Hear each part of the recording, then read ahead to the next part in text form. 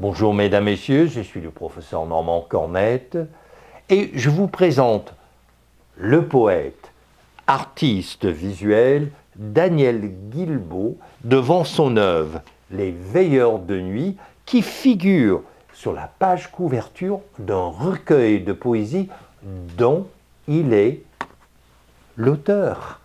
Et donc, je l'invite maintenant à lire quelques extraits. Alors, ceci est mon premier recueil de poésie. Publié, j'entends. Le titre de ce court poème s'intitule « Je ne pars de rien, tout se faufile. Entre les hasards ténébreux, la lumière est discrète. Ses jaillissements sont rares. La beauté se cache, comme un écureuil affolé, derrière les arbres millefeuilles, encore sucrés de l'été. Et déjà, le tapis jaune s'étend, en douceur sur l'humus. La terre prépare une autre révolution. Le Québec est quelque part dans le nowhere d'un esprit. Un deuxième poème. Je dicte ce songe à une élite de 500 trillions d'étoiles. Le monde est bleu mystère, rose colère douce, et la ligne s'infuse de jaune pipi dans les bois. Je t'aime, mon tendre espoir, et je rêve, grave, dans mes nuits glaives, hors de la civilisation et du rite temporel des statues et des vivants. Merci. Alors Daniel Guilbeault, ce qui m'intrigue, c'est que le recueil de poésie, il y a un écart chronologique assez important entre l'œuvre d'art et le recueil. L'un date de 1988 alors que l'autre date de 1997.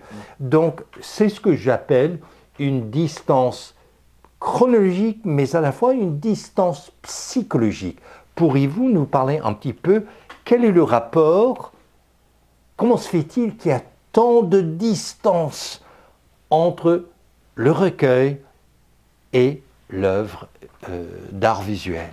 Mais en fait, l'idée, c'est que écrire, c'est une chose. J'ai écrit beaucoup de poésie dans ma vie, mais avant qu'on puisse publier, avoir un éditeur, ça peut prendre beaucoup de temps. Et ce qui arrive, c'est que dessiner, c'est immédiat. Je n'ai pas à passer par aucun intermédiaire. Ça part direct de mes tripes, ça part direct de moi, et je suis capable de faire le dessin.